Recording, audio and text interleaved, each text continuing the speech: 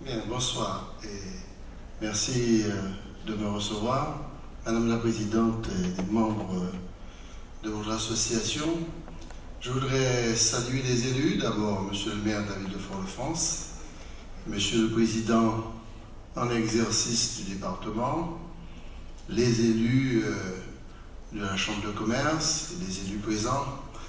Permettez-moi aussi de saluer les conseillers régionaux qui sont dans la salle. Il y en a au moins un, qui est Miguel Laventure, qui travaille avec nous à la région. Et puis saluer le conseiller général du centre, M. Johnny Ajar.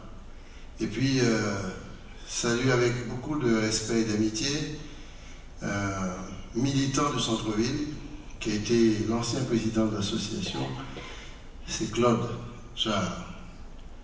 Vous savez, c'est une histoire de résistance en fait, et de combat. Rien n'est facile. Et lorsque j'ai reçu l'association de l'UCF à la région, à l'invitation, à la demande de Johnny Ajar et de la présidente, j'ai très rapidement décidé de présenter aux commissions, je dis en Miguel puisqu'il doit voter, en commission permanente et en plénière, un dispositif cadre pour soutenir les reconquêtes de centre-ville et de centre-bourg. Ce sera d'ailleurs débattu très rapidement lors de la plénière du 14 au 15 mars pour nous permettre de poursuivre notre combat pour le maintien de l'activité, pour l'accompagnement des commerçants, des secteurs économiques, exactement comme nous faisons pour les autres filières. Je vais parler de l'agriculture, de la pêche, de l'élevage et de l'ensemble des filières, énergie, biodiversité, économique et tous ceux qui tournent autour de la biopharmacie, etc. Parce que les commerçants, d'une manière générale, je ne vais pas focaliser seulement sur Fort-de-France, jouent un rôle essentiel et c'est de notre devoir de vous aider. Donc je voudrais annoncer que ce soir, je vais signer avec vous une note d'intention, je ne sais pas comment, une lettre d'intention, puisque je ne suis pas encore autorisé par la plénière, sachant que je suis très surveillé par les élus, à signer la convention. Donc la convention finale sera signée à partir du moment qu'on aura le vote de la plénière. Mais je peux vous dire, chère Présidente, que vous pouvez compter sur ma voix.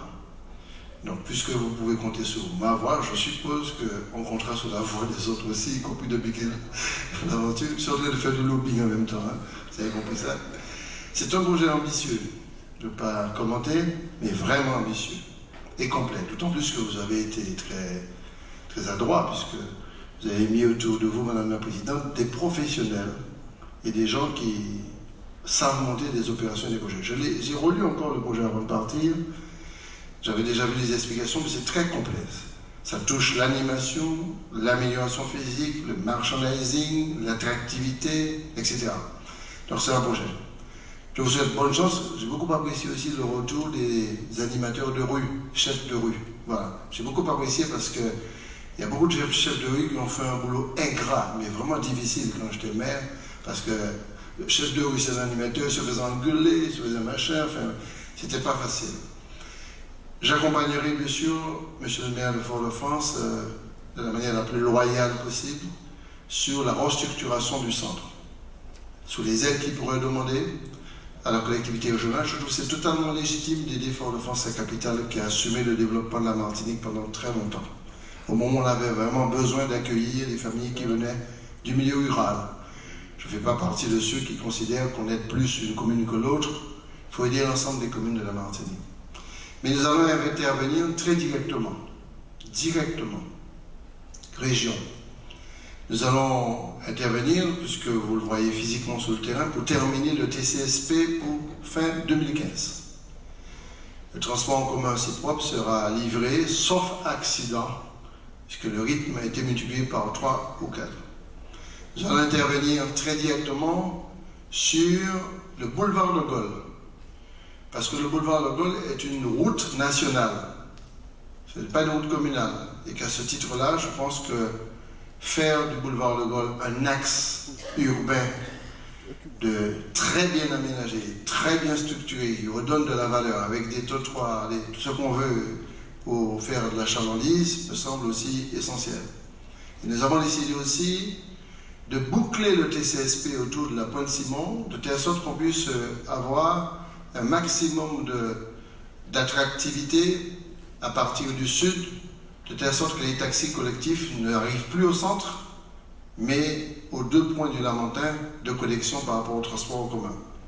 Nous avons aussi décidé d'accompagner la ville de Fort-de-France sur la dernière tranche de ce qu'on appelle le Malécon, ce que nous appelons le Malécon. Puisque vous avez une première tranche qui a été faite, la deuxième tranche avec Lumina, comme dit Raymond, et la tranche intermédiaire s'est inscrite dans le cadre du plan de relance numéro 2. Je rappelle, le plan de relance numéro 2, c'est 1 milliard d'euros par rapport au plan de relance numéro 1 qui était de 350 millions d'euros.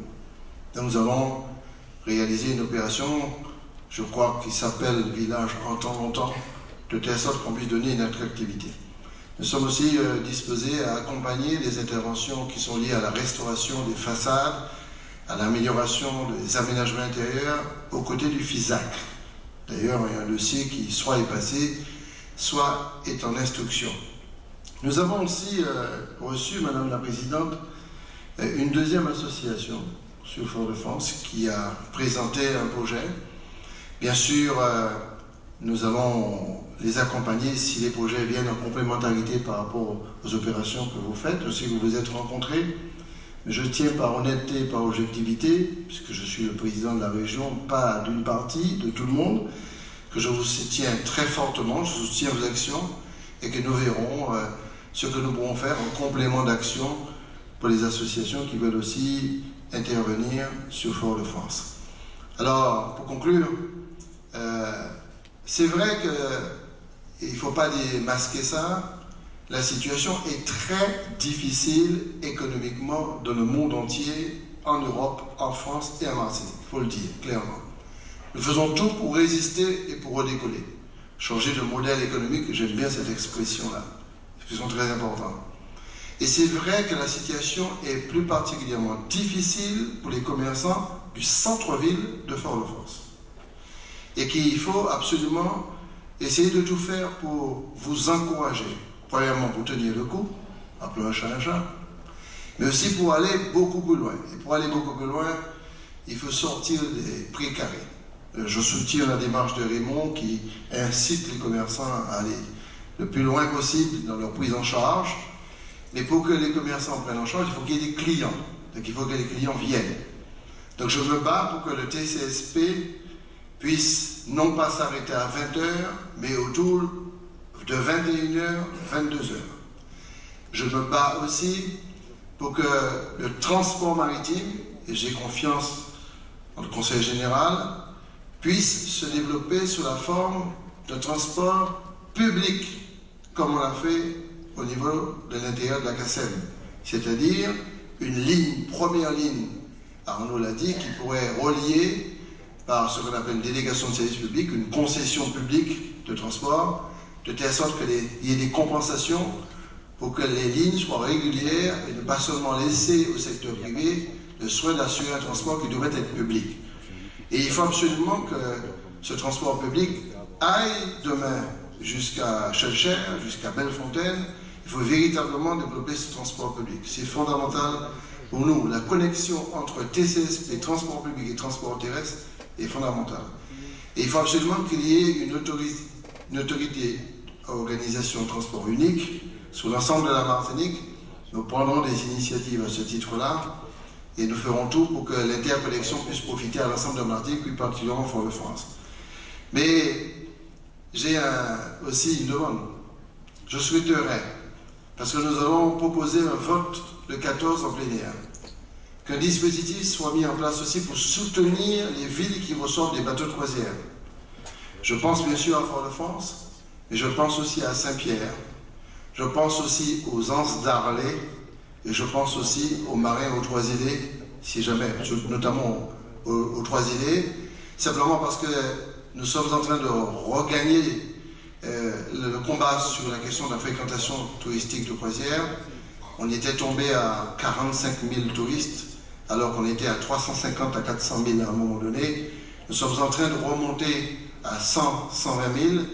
Il nous faut absolument obtenir qu'on installe peut-être une activité de duty-free dans les cœurs de ville qui reçoivent des bateaux de croisière. C'est un combat très compliqué et très difficile que je veux mener à l'Assemblée nationale. Mais en même temps, il faut réussir, Raymond a raison, d'ouvrir au moins une rue, qu'on sort soit le samedi ou que le bateau arrive à telle heure, bien pendant la période où les touristes sont là, qu'il y ait une véritable animation pour que les touristes n'arrivent pas, y compris le dimanche, dans un désert total, et puis qu'il aille dire, qu'il retourne dire dans son pays que la Martinique n'est pas animée. Alors,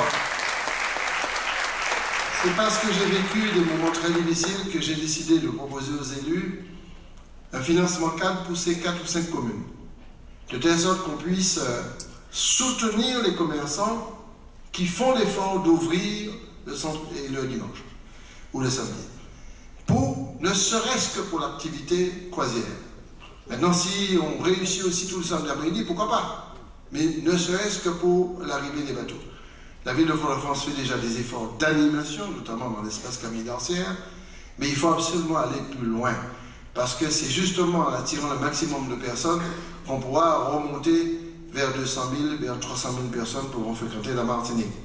Alors, Madame la Présidente, nous vous aiderons, mais nous ne vous aiderons pas simplement pour faire plaisir, c'est parce que nous croyons dans notre pays, nous croyons dans notre Martinique, et personnellement, je peux le dire, nous croyons aussi en Fort-de-France, et nous croyons au centre-ville. Personnellement, je crois au centre-ville, et je pense qu'on peut gagner la bataille. Merci beaucoup.